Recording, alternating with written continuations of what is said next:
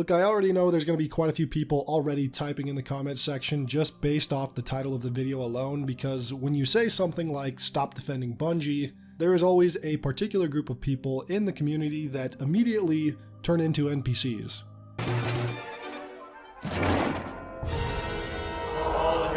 Bungie. What's going on here? Bungie. Seize him, slaves! Bungie. Get out of here!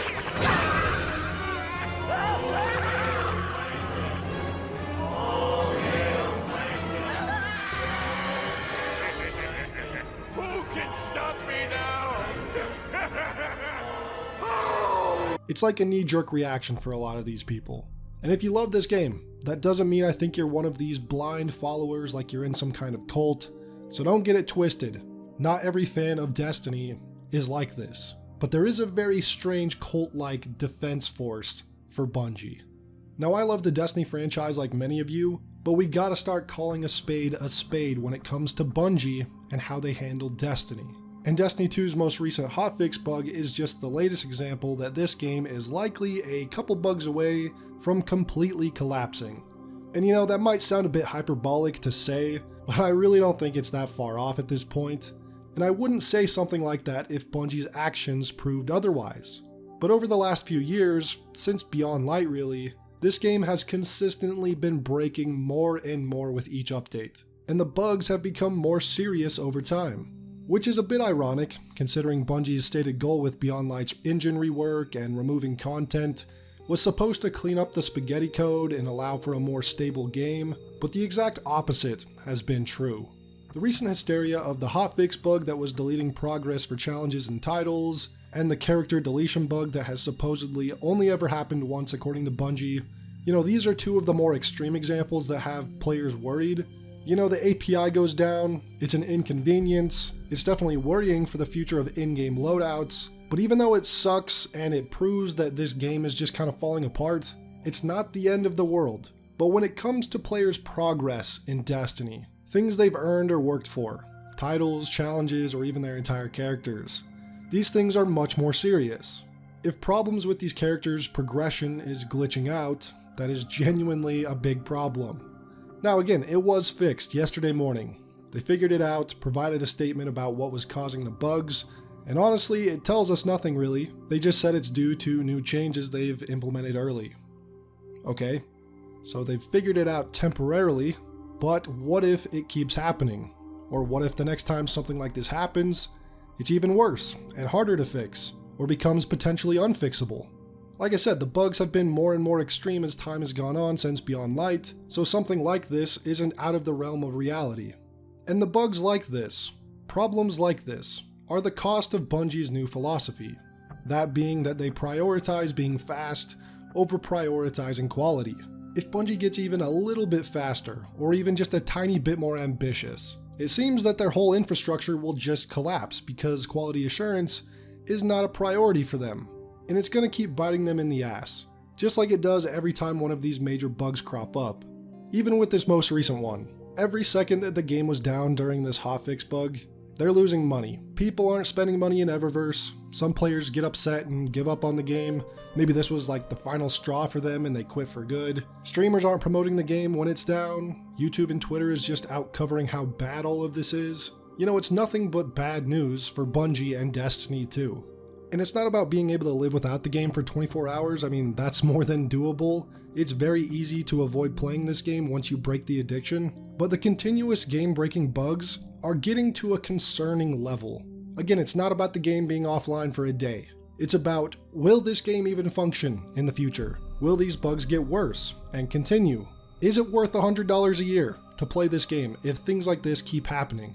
I mean, we're a month out from Lightfall, and the stability of the game is in objectively its worst state. They gotta start rethinking their philosophy, cause this fast over quality is not working. I mean, they gotta be so fast that their dungeon they charged separately for 8 months ago still has mechanics that don't work half the time, despite their claims that it has been fixed, which it hasn't. And Bungie also claims they have a QA team, but either that's a flat out lie, or this fucking guy is their entire QA team. You should critique the media that you love. One of the most important things to keep in mind, Don't be a consumer. A consumer is someone who doesn't ask questions, defends the corporation, consumes their product no matter what, then gets hyped up for the next product, and bashes anyone who sees through the marketing scheme. Don't ask questions. Just consume product and then get excited for next products. And if you're still here at this point in the video, I'm happy to report that you're probably not a consumer. Your average consumer would have read the title and thumbnail, clicked the video to leave a comment like, Bungie, and then went to go watch TikTok since they probably have an 8-second attention span. It's okay to critique Destiny 2. It's okay to make jokes about Destiny 2's state of the game. And it's okay to have these types of conversations about a game that costs as much as Destiny does, and a game that demands so much of your time. It's okay to ask questions like, why is this happening? Or, hey, can you slow down and maybe focus on quality over being fast for a little bit?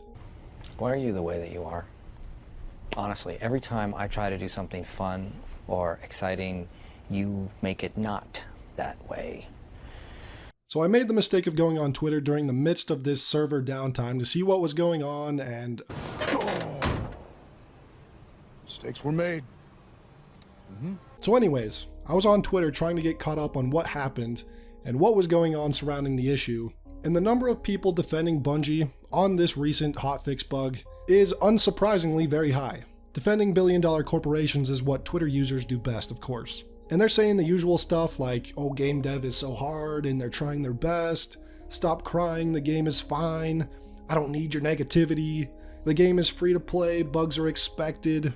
And this is how you know it's a fucking NPC, because everyone knows this game is absolutely not free to play. That is one of the biggest cons in gaming, that Destiny 2 is free to play. And an argument was starting to recirculate because of all this, and that is the idea of a Destiny 3. And Bungie and Destiny 2's player base has been pretty adamant about Bungie not making a Destiny 3. And it's funny because the people who say they don't want a Destiny 3 say that Bungie would just ruin it and make it worse and it'd be awful, yada yada. And I'm always like, okay, so you're saying Bungie is incompetent and doesn't know how to make a sequel or something? And then I don't get it because in the next sentence they'll say Bungie should be praised for what they've done with Destiny 2 and that it's in such a great state and they don't want it to go away and Destiny 3 would ruin all that. It's weird to me. It's like, are they incompetent or not? What are you trying to argue here? That Bungie knows how to make a good game or they don't? You know, I think it'd be more useful to create a sequel with a functioning engine and focus on quality over being fast. But of course that's expensive, so Bungie probably won't do that. They make much more money building off an awful framework that they've admitted holds them back in many ways. They would rather have the game held together by duct tape and twine, where they can keep squeezing just a bit more out of it for easier profits, rather than make a sequel on a new engine where the game could potentially flourish much better. It's like Bungie themselves have already said. Fast over quality. Go, go, go, go, go. Get that shit out. Keep on cranking out that new seasonal content. Go, go, go. That's all they care about. And that's all the future of this game will likely be. And why change, right? If you're Bungie, why change? They have no reason to. Because they've got the Twitter task force always there to defend everything they do, and the majority of content creators are always hyping up the new season, new expansion, or a new build, or a new weapon or god roll on YouTube, with titles like, you need to get this now, reinforcing the FOMO idea even harder. And the player base seemingly wants things to stay that way. They want the constant new, the constant dopamine, the constant FOMO drops. This player base is hooked on crack with this game, man. Their dopamine receptors are fucking fried. It's sad, really. I mean, I see comments on my video all the time of people saying that they don't even like the game anymore and only play because they've invested so much time and money into the game that they just can't quit now. And this is what's known as, of course, the sunk cost fallacy. The phenomenon whereby a person is reluctant to abandon a course of action because they have invested heavily in it, even when it is clear that abandonment would be more beneficial. Sunk cost fallacy is what a lot of gambling addicts feel. And people consistently comment that they are experiencing this same feeling with Destiny 2. It is like gambling, more so than many other games out there.